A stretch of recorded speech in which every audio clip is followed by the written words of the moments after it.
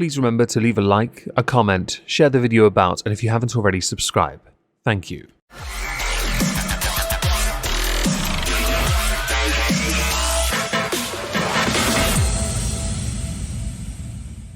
Hello everyone, welcome back to a Megon 2 Electric Boogaloo. We've got a lot of topics we've had crop up of late, and I don't want to miss out on any of them because they are absolutely scrum-diddly-umptious. Today we're going to be looking at a TikTok account called Daniel Henschel. An image was being shared about on Twitter. For example, here by Kiki, if I saw my therapist on TikTok crying and saying how much he hated listening to my problems, I would actually unalive myself. On the face of it, sounds a bit melodramatic. Accompanying it though is the image, I hate being a therapist, with a rather angry individual on the screen. Oh, I like the sound of this already. This is, I'm sure, going to be absolutely fantabulous. If you are a therapist and you want to share your issues on social media, you do run a risk. Yes, I'm going to say this now. The risk is that your clients are going to see you do this and realize maybe they're not as indestructible or unbreakable, rational as I thought they were. Now, of course,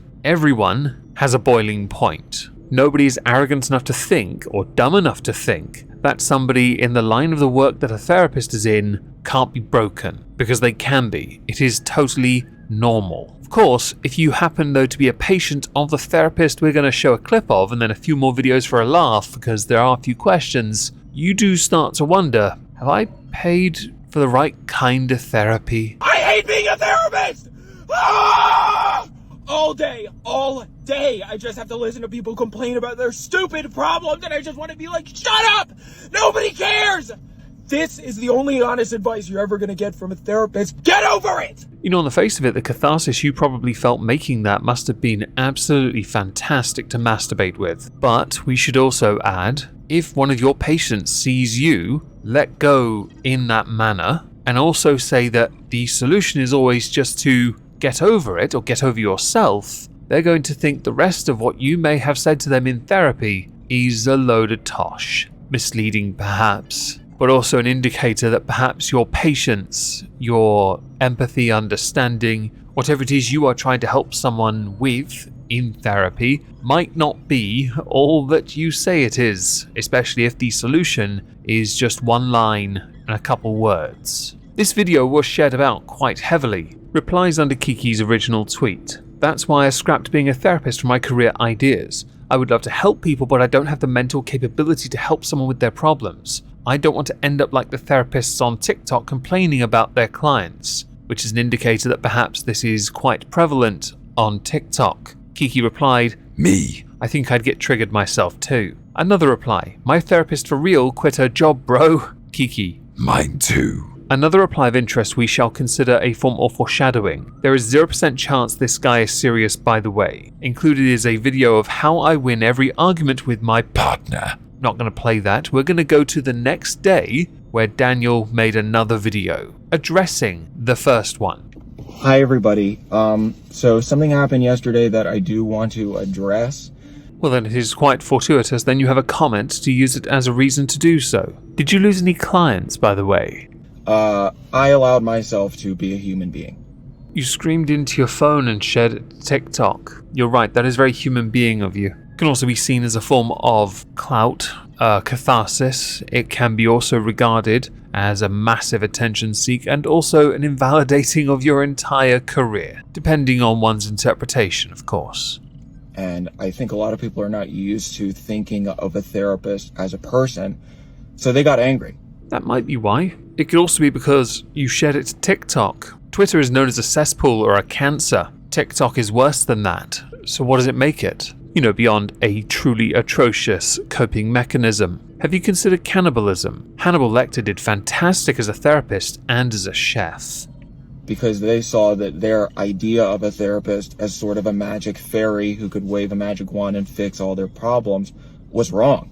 I've always thought of therapists as Frasier Crane. Snobbish, elitist, very expensive hoes with amazing voices. Yours needs some work. And I am truly sorry if you thought that, but I am a person. I'm not perfect.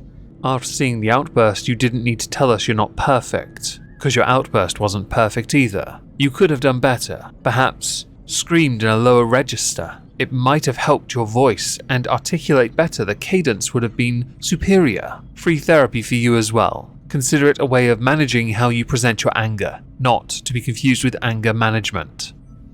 And an overwhelming reaction to the video was, well, now I'm not going to go see a therapist because this is really discouraging for me. Well, it is a platform full of reactionaries, but you have latched on to some apex acting from the first video to use it to make grander points about the benefits of therapy, which is where I believe you are going to go next. It makes sense, it is logical. But you have to understand here from the perspective of the casual, your explosiveness does not endear you or your profession to the casual or the social media user, many of whom are very reactionary. And so to those people, I want to say that if the idea that your therapist is a person who's imperfect, just like you, is going to be what discourages you from seeing one, then good. Don't go. Because you're not going to get anything out of it. When I was looking at the comments, I wished I'd screenshot it. You were accused of gaslighting. That word gets thrown around quite a lot. I just want to put it here as a point that many believed you were gaslighting your viewers who saw the first video and then saw this as a way of you trying to fob off or not address or deflect. It's quite fascinating, really. Somewhat ironic too. A therapist is not going to fix your problems. Depends on the type, but it can be argued therapists play a key role in helping you get to the solution to the problem when pills just aren't enough. Sorry, Skittles. It's all Skittles and M&Ms here. You're going to fix your problems. A therapist can help you. A therapist can give you the tools that you need to deal with your problems in a more effective way. Not trying to be too pedantic here, but isn't that not a part of fixing? People do put therapists, doctors, in fact many within certain high echelon professions on a pedestal. I completely agree. But you're using the response on TikTok and Twitter as a way of articulating certain points based on the response from social media. There's a reason I've been quite sarcastic in my responses. Videos 3 and 4 will really help us when we get there. But you still have to do the work. Clearly, I have a lot of work to do myself, but I'm allowed to do that. I'm not going to apologize for that. I'm sorry if that disappoints you, but I'm not going to apologize for anything that happened in the video because I think a lot of you needed to see it. You're right, they did need to see it. They need to see some apex acting. I mention that because video 3 and 4. Okay, so video 3 was shared to Twitter by Dan Henschel on his Twitter with the caption, "You all got your wish." 20-second clip, here it is now. My life is ruined. I lost my license. They took away all my clients. I feel like I'm in a nightmare and I can't wake up. But I know it's my fault. I'm sorry. I'm sorry I'm a piece of garbage. Replies on Twitter, sorry too. Stay strong, we will always support you. Just keep practicing without a license, MBD. I could fix him. No, I'm sorry, I feel this way. And you are a treasure, Dan, and the best therapist I've ever had. You completely fixed me and my relationship. Those who call you manipulative or evil or dangerous don't understand how therapy works, unfortunately. Now, on the face of it, that video comes across as very resigned, very overwhelming. Perhaps too much negativity was received to elicit such a response. I, though, rolled my eyes. I'm not the only person that did that, but there's a reason for it. I said there were 4 videos. The 4th one makes him an asshole. Here's video number 4. Here's how I make everybody feel bad for me and do whatever I want. This is called a tear stick. If you've ever wondered how actors fake cry, they're probably using one of these. Simply apply a little bit of this and you'll be crying in seconds. I used one of these in a recent video where I apologized for getting canceled. My life is ruined. I'm sorry. You could have just saved yourself some money and used some vapor rub or a thumbtack.